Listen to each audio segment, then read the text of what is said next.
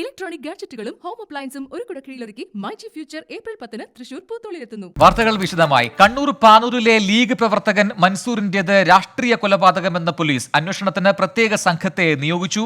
ഒരാൾ കസ്റ്റഡിയിൽ. ബോംബേറിലുണ്ടായ മുറിവാണ് മൻസൂറിന്റെ മരണകാരണമെന്ന് പ്രാഥമിക പോസ്റ്റ്മോർട്ടം റിപ്പോർട്ടിൽ പറയുന്നു. തലശ്ശേരി ACP V സുരേഷിന്റെ നേതൃത്വത്തിലുള്ള പ്രത്യേക സംഘം ഈ കേസ് അന്വേഷിക്കും.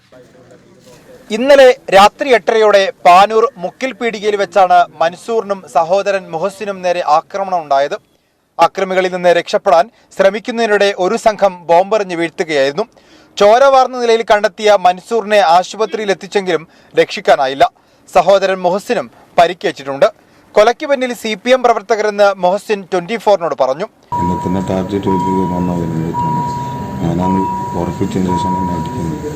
സംഭവം ആസൂത്രിതമാണെന്ന് പിതാവ് മുസ്തഫയും പ്രതികരിച്ചു. അവിടെ അതിനുള്ള തെളിവുകൾ ഉണ്ടല്ലോ, 1-2 വീടുകളൊക്കെ കിട്ടിയിട്ടുണ്ടല്ലോ അവിടെ സംഭവ സ്ഥലത്ത്. രാഷ്ട്രീയ കാരണങ്ങളാണ് കൊലപാതകത്തിലേക്ക് നയിച്ചതെന്നാണ് പോലീസിന്റെ പ്രാഥമിക നിഗമനം. പ്രദേശവാസിയായ ഷിനോസ് എന്നയാളെ പോലീസ് കസ്റ്റഡിയിലെടുത്തിട്ടുണ്ട്. 10ലധികം വരുന്ന സംഘമാണ് കൊല നടത്തിയതെന്നും ഇവരെ കണ്ടെത്താൻ പ്രത്യേക സംഘത്തെ നിയോഗിച്ചതായും city police commissioner R Elango. First ഇത് കൊലപാതകം എന്നാണ് നമുക്ക് കേസെടുത്തിട്ടുള്ളത്. കേസെടുത്ത് 24 മണിക്കൂർ പോലും കഴിഞ്ഞിട്ടില്ല. കൂടുതൽ അന്വേഷിക്കാനുണ്ട്.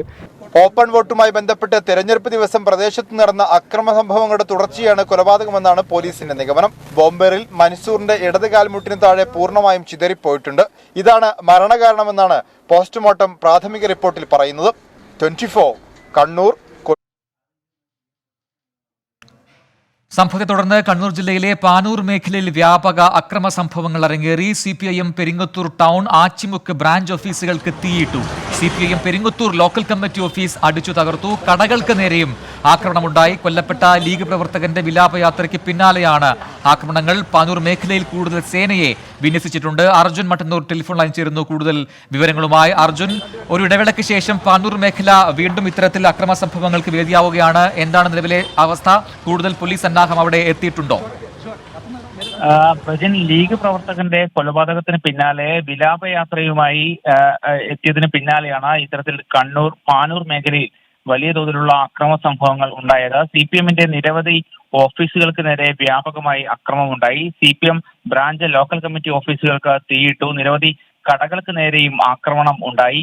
CPM Peringalam local committee office, Kochiyangadi branch committee office, കടവത്തൂരിലെ ബ്രാഞ്ച് കമ്മിറ്റി ഓഫീസ് എന്നിവ ആക്രമിച്ചു. ചില CPM ഓഫീസുകൾക്ക് തീയിട്ടിട്ടുണ്ട്. മാത്രവുമല്ല പെരിങ്ങത്തൂരിലെ CPM ഓഫീസുകൾക്ക് നേരെയും ആക്രമണം ഉണ്ടായിട്ടുണ്ട്. ഇതിന് പിന്നാലെ പാനൂർ മേഖലയിൽ കൂടുതൽ സേനയെ വിന്യസിച്ചിരിക്കുകയാണ്. പാനൂർ മേഖലയിൽ ഒരു കമ്പനി IRBയും ഒരു കമ്പനി ആന്റി നക്സൽ ഫോഴ്സിനെയും നിയോഗിച്ചു കഴിഞ്ഞു. കൂടുതൽ സായുധ സേനയെ മേഖലയിൽ വിന്യസിക്കുമെന്ന് സിറ്റി പോലീസ് കമ്മീഷണർ അറിയിച്ചിട്ടുണ്ട്. മാത്രവുമല്ല കോഴിക്കോട് അതിർത്തിയിൽ പരിശോധന കർശനമാക്കിയിട്ടുണ്ട്. കൂടുതൽ അക്രമ സംഭവങ്ങൾ ഉണ്ടാകുന്നതായാണ് പ്രദേശത്ത് നിന്ന് കിട്ടുന്ന വിവരം. പ്രജിൻ. ശരി, അർജുൻ മട്ടന്നൂരാണ് വിവരങ്ങൾ നൽകിയത്.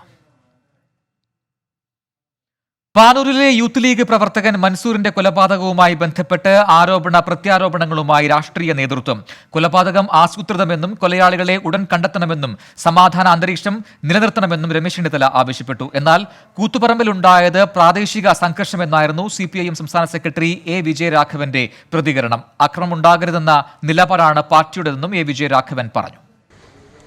ആസൂത്രിതവും ക്രൂരവുമായ കൊലപാതകമാണ് പാനൂരിൽ നടന്നതെന്ന് മുസ്ലിം ലീഗ്. CPIM നേതാക്കൾക്ക് ഉത്തരവാദിത്വത്തിൽ നിന്ന് ഒഴിയാൻ പറ്റില്ലെന്ന് ലീഗ് നേതാവ് PK കുഞ്ഞാലിക്കുട്ടി പറഞ്ഞു. കൊലപാതക രാഷ്ട്രീയം ഉപേക്ഷിക്കാൻ CPIMനാകില്ലെന്ന് KPCC അധ്യക്ഷൻ മുല്ലപ്പള്ളി രാമചന്ദ്രൻ. ദേവിയത് മുഖ്യമന്ത്രി എന്റെ പാർട്ടിയുടെ ഭാഗത്തുനിന്ന് ഇനിയൊരു ബോംബ് ഉണ്ടാക്കില്ല, ഇനിയൊരു ആയുധം നിർമ്മിക്കില്ല എന്ന് പറയാനുള്ള രാഷ്ട്രീയമായ തന്റെ ഇടം അദ്ദേഹം കാണിക്കുകയും ആയുധം താഴെ വയ്ക്കാൻ അണികളോട് ആഹ്വാനം ചെയ്യുകയും ചെയ്യാൻ അദ്ദേഹം തയ്യാറാകണം. കൊലപാതകം ദൗർഭാഗ്യകരമെന്ന് CPIM കണ്ണൂർ ജില്ലാ സെക്രട്ടറി MV ജയരാജൻ പറഞ്ഞു. സമാധാനം ഉണ്ടാക്കാൻ വേണ്ടി കൂട്ടായ പരിശ്രമം ഇവിടെ ഇനിയും ഉണ്ടാക്കാൻ കഴിയണം. തെരഞ്ഞെടുപ്പിൽ വിചാരിച്ച മുന്നേറ്റമുണ്ടാക്കാൻ പറ്റാത്തതിന്റെ നിരാശയിലാണ് CPIM മൻസൂറിനെ കൊലപ്പെടുത്തിയതെന്ന് K സുധാകരൻ.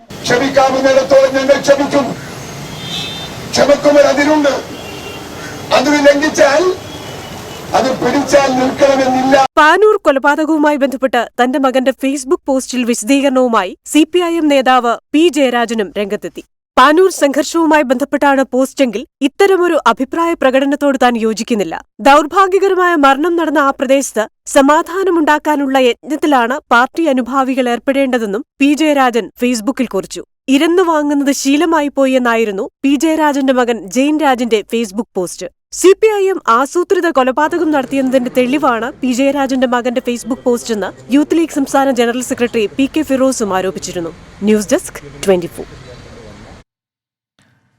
സംസ്ഥാനത്ത് കോവിഡ് നിയന്ത്രണങ്ങൾ കർശനമാക്കാൻ തീരുമാനം. നാളെ മുതൽ പോലീസ് പരിശോധന വ്യാപകമാക്കും. കോവിഡ് മാർഗനിർദ്ദേശങ്ങൾ കർശനമായി പാലിക്കുന്നുണ്ടെന്ന് ഉറപ്പുവരുത്താൻ കൂടുതൽ സെക്ടറൽ മജിസ്ട്രേറ്റുമാരെ നിയമിക്കും. ചീഫ് സെക്രട്ടറി വിളിച്ച കോർ കമ്മിറ്റി യോഗത്തിലാണ് തീരുമാനം. നിയന്ത്രണങ്ങൾ കർശനമാക്കുമെന്ന് DGP ലോക്നാഥ് ബെഹ്റയും വ്യക്തമാക്കി. സംസ്ഥാനത്ത് ഇന്ന് 3502 പേർക്കാണ് കോവിഡ് സ്ഥിരീകരിച്ചത്. മറ്റു സംസ്ഥാനങ്ങളിൽ കോവിഡ് രണ്ടാം വ്യാപനം റിപ്പോർട്ട് ചെയ്തു കഴിഞ്ഞു. ഒരിടവേളയ്ക്ക് ശേഷം സംസ്ഥാനത്തും പ്രതിദിന രോഗബാധിതരുടെ എണ്ണത്തിൽ വർധനവുണ്ട്. നിയമസഭാ തെരഞ്ഞെടുപ്പ് കൂടി കഴിഞ്ഞ പശ്ചാത്തലത്തിൽ അടുത്ത 2 ആഴ്ച കേരളത്തിന് നിർണായകമാണ്. ഈ സാഹചര്യങ്ങൾ വിലയിരുത്താൻ ചീഫ് സെക്രട്ടറി വിളിച്ചു ചേർത്ത കോർ കമ്മിറ്റിയിലാണ് നിയന്ത്രണങ്ങൾ കർശനമാക്കാൻ തീരുമാനിച്ചത്. പോലീസ് പരിശോധന നാളെ മുതൽ വ്യാപകമാക്കും. മാസ്ക്, സാമൂഹിക അകലം ഉൾപ്പെടെയുള്ള കോവിഡ് മാർഗനിർദ്ദേശങ്ങൾ ഉറപ്പാക്കാൻ നിർദ്ദേശം നൽകി. പ്രതിരോധ നടപടികൾ ഊർജിതപ്പെടുത്തുന്നതിനായി കൂടുതൽ സെക്ടറൽ മജിസ്ട്രേറ്റുമാരെ നിയമിക്കും. ഇതര സംസ്ഥാനങ്ങളിൽ നിന്ന് വരുന്നവർക്ക് ഒരാഴ്ച ക്വാറന്റൈൻ തുടരും. വാക്സിനേഷൻ ഊർജിതമാക്കാനും പരിശോധനകളുടെ എണ്ണം കൂട്ടാനും നിർദ്ദേശം നൽകിയിട്ടുണ്ട്. തെരഞ്ഞെടുപ്പ് പ്രചാരണ പ്രവർത്തനങ്ങളിൽ പങ്കാളികളായവരിൽ പ്രത്യേക ജാഗ്രത പുലർത്താൻ കളക്ടർമാർക്ക് നിർദ്ദേശം നൽകി. തെരഞ്ഞെടുപ്പ് പ്രചാരണത്തിൽ ഏർപ്പെട്ടവരും എല്ലാ പോളിംഗ് ഏജന്റുമാരും RT-PCR പരിശോധന നടത്തണം. ബ്രേക്ക് ദ ചെയിൻ ക്യാമ്പയിൻ ശക്തമാക്കണം. തദ്ദേശ സ്ഥാപനങ്ങൾ, സന്നദ്ധ സംഘടനകൾ തുടങ്ങിയവയെ കൂടി പ്രതിരോധത്തിൽ പങ്കാളികളാക്കണമെന്നും യോഗത്തിൽ നിർദ്ദേശമുയർന്നു. അതേസമയം സംസ്ഥാനത്ത് ഇന്ന് 3502 പേർക്ക് കോവിഡ് സ്ഥിരീകരിച്ചു. 60,554 സാമ്പിളുകളാണ് പരിശോധിച്ചത്. ടെസ്റ്റ് പോസിറ്റിവിറ്റി നിരക്ക് 5.78%. 3907 പേർക്ക് സമ്പർക്കത്തിലൂടെയാണ് രോഗബാധ. 258 പേരുടെ രോഗ ഉറവിടം വ്യക്തമല്ല. മറ്റു സംസ്ഥാനങ്ങളിൽ നിന്ന് വന്ന 131 പേരും 16 ആരോഗ്യ പ്രവർത്തകരും രോഗികളായി. 16 മരണങ്ങൾ കൂടി കോവിഡ് പട്ടികയിൽ ഉൾപ്പെടുത്തി. 1955 പേർ രോഗമുക്തരായി. 24 തിരുവനന്തപുരം. രാജ്യത്ത് വീണ്ടും കോവിഡ് കേസുകൾ 1 ലക്ഷം കടന്നു. കഴിഞ്ഞ 24 മണിക്കൂറിനിടെ 1,15,736 പോസിറ്റീവ് കേസുകളും 630 മരണവും റിപ്പോർട്ട് ചെയ്തു. കോവിഡ് വ്യാപനം ഉയർന്ന പശ്ചാത്തലത്തിൽ സംസ്ഥാനങ്ങൾ നിയന്ത്രണങ്ങൾ കടുപ്പിച്ചു. ഛത്തീസ്ഗഡിലെ റായ്പൂരിൽ സമ്പൂർണ്ണ ലോക്ഡൌൺ പ്രഖ്യാപിച്ചു. വാക്സിനേഷൻ നടപടികൾ വേഗത്തിലാക്കാൻ തൊഴിലിടങ്ങളിലും വാക്സിൻ നൽകി തുടങ്ങാൻ കേന്ദ്ര സർക്കാർ തീരുമാനിച്ചു. കോവിഡ് സാഹചര്യം വിലയിരുത്താൻ പ്രധാനമന്ത്രിയുടെ അധ്യക്ഷതയിൽ മുഖ്യമന്ത്രിമാരുടെ യോഗം നാളെ ചേരും. രാജ്യത്ത് രോഗബാധ സ്ഥിരീകരിച്ചതിനു ശേഷമുള്ള ഏറ്റവും ഉയർന്ന കോവിഡ് നിരക്ക് റിപ്പോർട്ട് ചെയ്തതോടെ രാജ്യത്ത് ആശങ്കയേറി. വാക്സിനേഷൻ നടപടികൾ ഊർജിതമായി നടക്കുമ്പോഴും വിവിധ സംസ്ഥാനങ്ങളിൽ വാക്സിന് ക്ഷാമം നേരിടുന്നു. ആന്ധ്രാപ്രദേശ്, മഹാരാഷ്ട്ര എന്നീ സംസ്ഥാനങ്ങളിലാണ് വാക്സിന് ക്ഷാമം. ഇക്കാര്യം കേന്ദ്രത്തെ അറിയിച്ചിട്ടുണ്ടെന്ന് മഹാരാഷ്ട്ര ആരോഗ്യമന്ത്രി വ്യക്തമാക്കി. എന്നാൽ രാജ്യത്ത് വാക്സിന് ക്ഷാമമില്ലെന്നും എല്ലാ സംസ്ഥാനങ്ങൾക്കും ആവശ്യത്തിന് വാക്സിൻ ഡോസുകൾ നൽകുമെന്നും കേന്ദ്ര ആരോഗ്യമന്ത്രി ഡോക്ടർ ഹർഷവർദ്ധൻ അറിയിച്ചു. വാക്സിനേഷൻ നടപടികൾ വേഗത്തിലാക്കാൻ ഈ മാസം 11 മുതൽ തൊഴിലിടങ്ങളിലും വാക്സിൻ നൽകി തുടങ്ങാൻ കേന്ദ്ര സർക്കാർ തീരുമാനിച്ചു. കുറഞ്ഞത് 100 പേരുള്ള തൊഴിലിടങ്ങളിൽ 45 വയസ്സിന് മുകളിലുള്ളവർക്കാണ് വാക്സിൻ നൽകുക. 75 വയസ്സിന് മുകളിലുള്ളവർക്ക് വീട്ടിലെത്തി വാക്സിൻ നൽകണമെന്ന ഹർജിയിൽ കേന്ദ്ര സർക്കാരിന്റെ നിലപാട് തേടി ബോംബെ ഹൈക്കോടതി. അംഗപരിമിതർക്കും കിടപ്പ് രോഗികൾക്കും വീട്ടിൽ വാക്സിൻ ലഭ്യമാക്കണമെന്നാണ് ഹർജിയിൽ ആവശ്യം.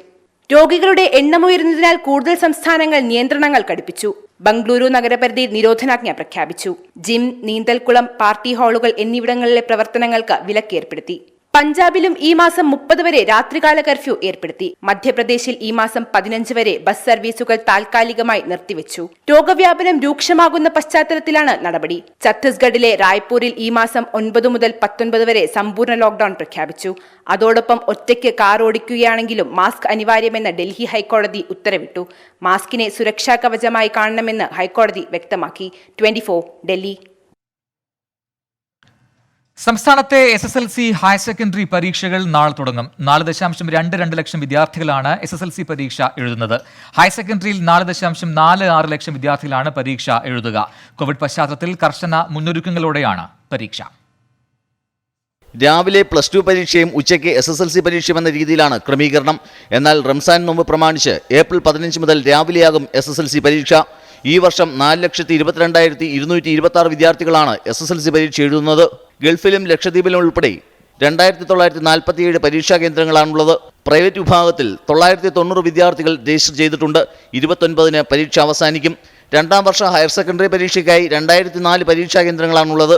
സ്കൂൾ ഗോയിങ് വിഭാഗത്തിൽ 3,77,939 വിദ്യാർത്ഥികൾ പരീക്ഷ എഴുതും. വൊക്കേഷണൽ ഹയർ സെക്കൻഡറി രണ്ടാം വർഷ പരീക്ഷ വെള്ളിയാഴ്ച ആരംഭിച്ച് 26-ന് അവസാനിക്കും. 389 പരീക്ഷാ കേന്ദ്രങ്ങളിലായി 28,565 വിദ്യാർത്ഥികളാണ് രജിസ്റ്റർ ചെയ്തിട്ടുള്ളത്. കോവിഡ് പശ്ചാത്തലത്തിൽ വിപുലമായ ക്രമീകരണങ്ങളാണ് പരീക്ഷയ്ക്കായി ഏർപ്പെടുത്തിയിട്ടുള്ളത്. 24 തിരുവനന്തപുരം. രാജ്യത്ത് പൊതുപരീക്ഷകൾക്കായി തയ്യാറെടുക്കുന്ന വിദ്യാർത്ഥികളെ ചേർത്തു നിർത്തിയും രക്ഷിതാക്കളെ ഉപദേശിച്ചും പ്രധാനമന്ത്രി നരേന്ദ്രമോദിയുടെ പരീക്ഷാ പേ ചർച്ച. പരീക്ഷാ ഹാളിന് പുറത്ത് സമ്മർദ്ദം ഉപേക്ഷിക്കണമെന്നും ചോദ്യങ്ങളിൽ ശ്രദ്ധ കേന്ദ്രീകരിക്കണമെന്നും പ്രധാനമന്ത്രി കുട്ടികളെ ഉപദേശിച്ചു. ഓർമ്മശക്തിയുടെ കൂർമ്മതയ്ക്കായി 4 വിജയമന്ത്രങ്ങളും നരേന്ദ്രമോദി ചൊല്ലിക്കൊടുത്തു.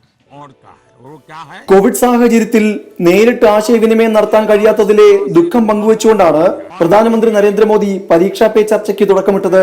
പരീക്ഷകൾ ചവിട്ടുപടികൾ മാത്രമാണ്, എത്തേണ്ട ഇടമല്ല. മാർക്കുകളല്ല ഭാവി തീരുമാനിക്കുന്നത്. സ്വയം വിലയിരുത്താനുള്ള അവസരമാണ് പരീക്ഷകൾ. ബുദ്ധിമുട്ടുള്ള ചോദ്യം ആദ്യം അഭിമുഖീകരിക്കണമെന്നും പ്രധാനമന്ത്രി വിദ്യാർത്ഥികളോട് പറഞ്ഞു. ഓർമ്മശക്തിയുടെ കൂർമ്മതയ്ക്ക് പഠന വിഷയത്തിൽ മുഴുകുക, ഉൾക്കൊള്ളുക, അതുമായി കൂട്ടുകൂടുക, ദൃശ്യവൽക്കരിക്കുക എന്നീ 4 വിജയമന്ത്രങ്ങളും പ്രധാനമന്ത്രി നരേന്ദ്രമോദി ഉപദേശിച്ചു. अगर बाहर का दबाव कम हो गया, खत्म हो गया, तो एग्जाम का दबाव कभी महसूस नहीं होगा. कॉन्फिडेंस फलेगा, फूलेगा. കുട്ടികളിൽ സമ്മർദ്ദം ചെലുത്തരുതെന്നും നേരത്തെ ഉണർന്നു പഠിക്കണമെന്നതിൽ ശാസ്ത്രീയ അടിത്തറയില്ലെന്നും രക്ഷിതാക്കളോടായി പ്രധാനമന്ത്രി പറഞ്ഞു. ലിംഗസമത്വം രക്ഷിതാക്കളിൽ നിന്നാണ് പഠിക്കേണ്ടത്. ഭക്ഷണം പാകം ചെയ്യാനും ശരിയായ ഭക്ഷണം കഴിക്കാനും കുട്ടികളെ പഠിപ്പിക്കണമെന്നും രക്ഷിതാക്കളെ ഉപദേശിച്ചു. വിദ്യാർത്ഥികൾക്ക് എല്ലാ ആശംസകളും നേർന്നുകൊണ്ടാണ് 1 മണിക്കൂർ 35 മിനിറ്റ് നീണ്ട പരീക്ഷാ പേ ചർച്ച പ്രധാനമന്ത്രി അവസാനിപ്പിച്ചത്. 24 ഡൽഹി. NSSനെതിരെ CPIM നേതാക്കൾ രംഗത്ത്. രാഷ്ട്രീയം പരസ്യമായി പറയാനുള്ള ആർജവം സുകുമാരൻ നായർ കാണിക്കണമെന്ന് മന്ത്രി AK ബാലൻ പറഞ്ഞു. സുകുമാരൻ നായരുടേത് രാഷ്ട്രീയ പ്രസ്താവനയാണെന്നും നായർ സമൂഹം പോലും ഇത് അംഗീകരിക്കില്ലെന്നും CPIM സംസ്ഥാന സെക്രട്ടറി A വിജയരാഘവൻ പ്രതികരിച്ചു. അതേസമയം NSSനെ ന്യായീകരിച്ച് പ്രതിപക്ഷ നേതാവ് രമേശ് ചെന്നിത്തലയും പിന്തുണച്ച് BJPയും രംഗത്ത് വന്നു. NSS ജനറൽ സെക്രട്ടറി സുകുമാരൻ നായരുടെ ജനങ്ങൾ ഭരണമാറ്റം ആഗ്രഹിക്കുന്നു എന്ന പ്രസ്താവനയാണ് രാഷ്ട്രീയത്തിൽ കത്തിപ്പടരുന്നത്. രാഷ്ട്രീയ നേതാവിനെ പോലെയാണ് സുകുമാരൻ നായർ പ്രസ്താവന ഇറക്കിയതെന്നും അതിന് പിന്നിലെ രാഷ്ട്രീയ താല്പര്യം തുറന്നു കാണിക്കുമെന്നും CPIM സംസ്ഥാന സെക്രട്ടറി A വിജയരാഘവൻ. അത്തരം ഒരു പ്രസ്താവന നടത്താമോ എന്ന് തന്നെ പരിശോധിക്കപ്പെടേണ്ടതാണ്. ഇത് രാഷ്ട്രീയ പ്രസ്താവനയാണ്. സുകുമാരൻ നായർക്കെതിരെ നിലപാട് ഘടിപ്പിക്കുന്നതായിരുന്നു മന്ത്രി AK ബാലന്റെ പ്രതികരണം. രാഷ്ട്രീയം പരസ്യമായി പറയാനുള്ള ആർജവം കാണിക്കണം. തെരഞ്ഞെടുപ്പിന്റെ തലേ ദിവസം തന്നെ NSS ആസ്ഥാനത്തിൽ നിന്ന് നിർദ്ദേശം പോവുകയാണ്, ഈ തെരഞ്ഞെടുപ്പിൽ വിശ്വാസികൾക്ക് വോട്ട് കൊടുക്കണം, ഒരു തുടർ ഭരണം ഉണ്ടാകാൻ പാടില്ല. സുകുമാരൻ നായർ കോൺഗ്രസുകാരനാണെന്നായിരുന്നു മന്ത്രി MM മണിയുടെ പ്രതികരണം. NSSനെ വിരട്ടാൻ നോക്കണ്ടെന്നും NSSന് അവരുടെ നിലപാടുണ്ടെന്നും പ്രതിപക്ഷ നേതാവ് രമേശ് ചെന്നിത്തല പറഞ്ഞു. CPMനെ അനുകൂലിക്കുകയാണെങ്കിൽ നല്ലത്, എതിർക്കുകയാണെങ്കിൽ അവരെല്ലാം കൊള്ളരാത്തവർ എന്നുള്ള നിലപാട് ശരിയല്ല. NSS നേതാക്കളെ ഭീഷണിപ്പെടുത്തുന്നത് CPIM നേതാക്കൾ അവസാനിപ്പിക്കണമെന്ന് BJP ദേശീയ സമിതി അംഗം PK കൃഷ്ണദാസ്. പക്ഷേ ഏതായാലും മാർക്സിസ്റ്റ് പാർട്ടി നേതാക്കന്മാര് ഹിന്ദു സാമുദായിക സംഘടനാ നേതാക്കന്മാരെ ഭീഷണിപ്പെടുത്തുന്നത് അവസാനിപ്പിക്കണം. വിവിധ ബ്യൂറോകൾക്കൊപ്പം 24 തൃശൂർ. നിയമസഭാ തെരഞ്ഞെടുപ്പിൽ വിജയം അവകാശപ്പെട്ട് 3 മുന്നണികളുടെയും നേതൃത്വം. സംസ്ഥാനത്ത് തുടർഭരണം ഉറപ്പാണെന്ന് LDF അവകാശപ്പെടുന്നു. വോട്ടെടുപ്പ് കഴിഞ്ഞ് പ്രാദേശിക നേതൃത്വം നൽകിയ കണക്കനുസരിച്ച് അധികാരത്തിൽ തിരികെ എത്താൻ കഴിയുമെന്ന പ്രതീക്ഷയിലാണ് UDF. തിരുവനന്തപുരം, തൃശൂർ, പാലക്കാട്, കാസർഗോഡ് ജില്ലകളിൽ വലിയ മുന്നേറ്റമാണ് BJP പ്രതീക്ഷിക്കുന്നത്. ഒരേ സമയം പ്രതീക്ഷയും ആശങ്കയും ആശയക്കുഴപ്പവും എല്ലാമുണ്ട് ഇടതു ക്യാമ്പിൽ. വോട്ടിംഗ് ശതമാനത്തിലുണ്ടായ ഇടിവ് ഗുണം ചെയ്യുമെന്നാണ് പ്രാഥമിക വിലയിരുത്തൽ. NSS ജനറൽ സെക്രട്ടറി സുകുമാരൻ നായരുടെ UDF അനുകൂല പ്രസ്താവനയും തുടർന്നുണ്ടായ ശബരിമല വാക്പോരും തിരിച്ചടിയാകുമോ എന്ന ആശങ്കയും ചെറുതല്ല. വിവാദങ്ങളിൽ തൊടാതെ വികസനവും ക്ഷേമപ്രവർത്തനങ്ങളും മുൻനിർത്തിയുള്ള പ്രചരണം താഴെത്തട്ടിൽ ഫലം ചെയ്തിട്ടുണ്ടെന്നും നേതൃത്വം കണക്കുകൂട്ടുന്നു. കേരളത്തിൽ തുടർഭരണം ഉറപ്പാണെന്ന് A വിജയരാഘവൻ പറഞ്ഞു. ഇടതുപക്ഷ ജനാധിപത്യ മുന്നണിക്ക് ചരിത്രത്തിലെ ഏറ്റവും വലിയ മുന്നേറ്റം ഉണ്ടാകുന്ന തെരഞ്ഞെടുപ്പായിരിക്കും എന്നത് നിസ്തർക്കമാണ്. ഞങ്ങളതിൽ നല്ല ഉറച്ച ആത്മവിശ്വാസമാണ്. കൊല്ലം, ആലപ്പുഴ ജില്ലകളിലും മലബാർ മേഖലയിലും വൻ നേട്ടമുണ്ടാക്കുമെന്നാണ് UDFന്റെ കണക്കുകൂട്ടൽ. മധ്യകേരളത്തിൽ മേധാവിത്വം നിലനിർത്താൻ കഴിയും. ശബരിമല വിഷയം വോട്ടാകുമെന്ന പ്രതീക്ഷയും UDFനുണ്ട്. ഇരട്ട വോട്ടിൽ കാട്ടിയ ജാഗ്രത കള്ളവോട്ട് ഭീഷണി പരമാവധി കുറച്ചുവെന്ന് UDF വിലയിരുത്തുന്നു. സംസ്ഥാനത്ത് UDF വൻ ഭൂരിപക്ഷത്തോടെ അധികാരത്തിൽ വരും എന്നുള്ള വിലയിരുത്തലാണ് ഞങ്ങൾക്കുള്ളത്. തിരുവനന്തപുരം, തൃശൂർ, പാലക്കാട്, കാസർഗോഡ് ജില്ലകൾക്ക് പുറമെ കൊല്ലം, ആലപ്പുഴ ജില്ലകളിൽ കാര്യമായ മാറ്റമുണ്ടായേക്കുമെന്നാണ് BJPയുടെ വിലയിരുത്തൽ. 35 സീറ്റ് നേടിയാൽ അധികാരത്തിലെത്തുമെന്ന് നേതാക്കൾ ആവർത്തിക്കുന്നുണ്ടെങ്കിലും കുറഞ്ഞത് 5-നും 10-നും ഇടയിൽ സീറ്റുകളെങ്കിലും നേടാനാകുമെന്ന് BJP കരുതുന്നു. വോട്ട് ശതമാനത്തിനൊപ്പം രണ്ടാമതെത്തുന്ന സീറ്റുകളുടെ എണ്ണത്തിലും അപ്രതീക്ഷിത മുന്നേറ്റം പ്രതീക്ഷിക്കുന്നുണ്ട്. കേരള രാഷ്ട്രീയത്തിന്റെ ഗതിവിഗതികൾ നിയന്ത്രിക്കുന്ന ശക്തമായ സാന്നിധ്യമായി നിയമസഭയിൽ ഇത്തവണ NDA ഉണ്ടാവും. തെരഞ്ഞെടുപ്പ് വിലയിരുത്തലുകൾക്കായി 3 മുന്നണികളുടെയും നേതൃയോഗങ്ങൾ ഉടൻ ചേരും. വിവിധ ബ്യൂറോകൾക്കൊപ്പം 24 Thiruvananthapuram. Welcome back. 24 round up തുടരുന്നു. മഞ്ചേശ്വരത്തെ തെരഞ്ഞെടുപ്പ് ഫലത്തിൽ ആശങ്കയുണ്ടെന്ന് KPCC അധ്യക്ഷൻ മുല്ലപ്പള്ളി രാമചന്ദ്രൻ. അതേസമയം ഇടത് പിന്തുണ തേടിയ മുല്ലപ്പള്ളിയുടെ പ്രസ്താവന ആശയക്കുഴപ്പമുണ്ടാക്കിയെന്ന് രാജ്മോഹൻ ഉണ്ണിത്താൻ MP പറഞ്ഞു. എന്നാൽ CPIM വോട്ട് ചോദിച്ചത് പമ്പര വിഡിത്തമെന്ന് മന്ത്രി AK ബാലൻ പ്രതികരിച്ചു. മുല്ലപ്പള്ളി വിവസ്ത്രനാക്കപ്പെട്ടുവെന്ന് BJP സംസ്ഥാന അധ്യക്ഷൻ K സുരേന്ദ്രനും പറഞ്ഞു. തെരഞ്ഞെടുപ്പിന്റെ തൊട്ടുമുൻപാണ് മഞ്ചേശ്വരത്തെ ചൊല്ലിയുള്ള വാദപ്രതിവാദങ്ങൾ ശക്തമായത്. വോട്ടെടുപ്പിന് ശേഷവും മഞ്ചേശ്വരം സജീവ ചർച്ചയാവുകയാണ്. നേരത്തെ LDF വോട്ടുകൾ പരസ്യമായി അഭ്യർത്ഥിച്ച് രംഗത്തെത്തിയ KPCC അധ്യക്ഷൻ മുല്ലപ്പള്ളി രാമചന്ദ്രൻ CPIM BJP ധാരണയുണ്ടായെന്ന പുതിയ ആരോപണമാണ് ഇപ്പോൾ ഉന്നയിക്കുന്നത്. തെരഞ്ഞെടുപ്പ് ഫലത്തിൽ ആശങ്കയുണ്ടെന്നും മുല്ലപ്പള്ളി പറഞ്ഞു. CPIMന്റെ വോട്ട് ഞാൻ ശങ്കിച്ചതുപോലെ തന്നെ അത് BJPക്ക് മറിച്ചോ എന്നൊരാശങ്കയാണ് എൻ്റെ മനസ്സിലുള്ളത്. അങ്ങനെ മറിച്ചിട്ടുണ്ട് എങ്കിൽ തീർച്ചയായിട്ടും അത് BJPക്ക് ഗുണമായിരിക്കുമെന്ന ഒരാശങ്കയാണ് ഞാൻ ഇന്നലെ പങ്കുവച്ചത്. മഞ്ചേശ്വരത്ത് UDF തോൽക്കുമെന്ന ഉറപ്പ് മുല്ലപ്പള്ളി രാമചന്ദ്രൻ കൊടുത്തു കഴിഞ്ഞെന്ന് മന്ത്രി AK ബാലൻ പറഞ്ഞു. CPIM വോട്ട് ചോദിച്ചത് പമ്പര വിഡിത്തമെന്നും മന്ത്രി കൂട്ടിച്ചേർത്തു. മഞ്ചേശ്വരം തോക്കുമെന്നുള്ളതിന്റെ ഉറപ്പ് കൊടുക്കുകയല്ലേ ചെയ്യുന്നത് KPCC പ്രസിഡന്റ്. പമ്പര വിഡിത്തല്ല അദ്ദേഹം ചെയ്തിട്ടുള്ളത്. തെരഞ്ഞെടുപ്പിന്റെ ഒരു പ്രത്യേക ഘട്ടത്തിൽ LDFന്റെ വോട്ട് കിട്ടിയാലേ ഞങ്ങൾക്ക് ജയിക്കാൻ പറ്റൂ എന്ന് പറഞ്ഞു കഴിഞ്ഞാൽ സന്ദേശം കൊടുത്തില്ലേ ഞങ്ങൾ തോക്കൂന്ന്. അതേസമയം ഇടതു പിന്തുണ തേടിയ മുല്ലപ്പള്ളിയുടെ പ്രസ്താവന ആശയക്കുഴപ്പമുണ്ടാക്കിയെന്ന് രാജ്മോഹൻ ഉണ്ണിത്താൻ MP പറഞ്ഞു. ചുമതലയുള്ള തന്നോട് മുല്ലപ്പള്ളി മഞ്ചേശ്വരത്തിന്റെ കാര്യം തിരക്കിയില്ലെന്നും ഉണ്ണിത്താൻ. ഏത് സാഹചര്യത്തിലാണ് ആ പ്രസ്താവന അദ്ദേഹം നടത്തിയെന്ന് എനിക്കറിയില്ല. പക്ഷേ ഒരു തെരഞ്ഞെടുപ്പിന്റെ പോളിംഗ് നടക്കാൻ ഒരു മണിക്കൂറുകൾ ബാക്കി നിൽക്കുമ്പോൾ തെറ്റിദ്ധാരണാജനകമായ പ്രസ്താവനകൾ ഒഴിവാക്കപ്പെടേണ്ടതായിരുന്നു. അഹങ്കാരത്തിന് കയ്യും കാലും വെച്ചാൽ സുരേന്ദ്രനാകുമെങ്കിലും മഞ്ചേശ്വരത്ത് സുരേന്ദ്രന്റെ പൂതി നടക്കാൻ പോകുന്നില്ലെന്നും ഉണ്ണിത്താൻ കൂട്ടിച്ചേർത്തു. മുല്ലപ്പള്ളി വിവസ്ത്രനാക്കപ്പെട്ടുവെന്നും മുല്ലപ്പള്ളിയുടെ ആവശ്യം CPIM നിരസിച്ചോ എന്നും BJP സംസ്ഥാന അധ്യക്ഷൻ K സുരേന്ദ്രൻ ചോദിച്ചു. മഞ്ചേശ്വരത്തും കോന്നിയിലും ജയിക്കുമെന്നാണ് BJPയുടെ ആത്മവിശ്വാസം. വിവസ്ത്രനാക്കപ്പെട്ടിരിക്കുകയാണ് മുല്ലപ്പള്ളി രാമചന്ദ്രൻ എന്ന് പറയുന്ന ഒരു ബിംബം. പക്ഷേ മുല്ലപ്പള്ളി രാമചന്ദ്രനോട് എനിക്ക് ചോദിക്കാനുള്ളത്, ഇങ്ങനെയൊക്കെ ആവാൻ പറ്റുമോ സാർ? തരം താഴാൻ പറ്റുമോ? വിവിധ ബ്യൂറോകൾക്കൊപ്പം 24 കാസർഗോഡ്. ഇപ്പോൾ ലഭിക്കുന്ന വാർത്തയിലേക്കാണ്. ഇനി കണ്ണൂരിൽ നാളെ സമാധാന യോഗം ചേരും. രാവിലെ 11 മണിക്ക് സമാധാന യോഗം ചേരും. ജില്ലാ കളക്ടറാണ് ഈ യോഗം വിളിച്ചത്. അർജുൻ മട്ടന്നൂർ ടെലിഫോൺ ലൈനിൽ ഒരിക്കൽ കൂടി ചേരുന്നു. അർജുൻ, പാനൂരിലെ സംഭവ വികാസങ്ങൾ തുടർന്നാണ് ഇപ്പോൾ ഈ യോഗം വിളിച്ചതെന്ന് മനസ്സിലാക്കുന്നു. ആരൊക്കെയായിരിക്കും യോഗത്തിൽ പങ്കെടുക്കുക? പ്രാദേശിക നേതാക്കളും ജില്ലാ നേതാക്കളെല്ലാം തന്നെ യോഗത്തിൽ പങ്കെടുക്കുമോ? പ്രജിൻ, കണ്ണൂർ ജില്ലയിലെ പാനൂർ മേഖലയിൽ ഇന്ന് വൈകിട്ടോടുകൂടി അക്രമ സംഭവങ്ങൾ വ്യാപകമായതോടെയാണ് ജില്ലാ കളക്ടർ അടിയന്തരമായി ഒരു സമാധാന യോഗം വിളിച്ചു ചേർത്തത്. നാളെ രാവിലെ 11 മണിക്ക് കണ്ണൂർ ജില്ലാ കളക്ടറേറ്റിൽ യോഗം ചേരുമെന്നാണ് അദ്ദേഹം അറിയിച്ചിട്ടുള്ളത്. പ്രധാന പാർട്ടികളുടെ, രാഷ്ട്രീയ പാർട്ടികളുടെ നേതാക്കൾ, ജില്ലാ നേതാക്കളെല്ലാം തന്നെ ഈ യോഗത്തിൽ പങ്കെടുക്കും. അതിനുശേഷം അടുത്ത ദിവസമായിരിക്കും പ്രദേശത്ത് മറ്റൊരു സമാധാന യോഗം ചേരുക. എന്താണെങ്കിലും ഇത്തരത്തിൽ എത്രയും പെട്ടെന്ന് ഈ പ്രശ്നം, ഇത്തരത്തിൽ സംഘർഷം ഒഴിവാക്കുകയാണ് ജില്ലാ ഭരണകൂടത്തിന്റെ ലക്ഷ്യം. അതിനൊപ്പം തന്നെ പോലീസ് മേഖലയിൽ കൂടുതൽ സേനയെ വിന്യസിക്കുകയും ചെയ്തിട്ടുണ്ട്. പ്രജിത്. ശരി, അർജുനാണ് വിവരങ്ങൾ നൽകിയത്. കണ്ണൂരിൽ നാളെ സമാധാന യോഗം ചേരാൻ കളക്ടർ തീരുമാനിച്ചിരിക്കുന്നു. വിവിധ നേതാക്കളെ യോഗത്തിലേക്ക് അദ്ദേഹം ക്ഷണിച്ചിട്ടുണ്ട്. അർജുനാണ് വിവരങ്ങൾ നൽകിയത്. 24 റൗണ്ട് പൂർത്തിയാവുന്നു. നമസ്കാരം.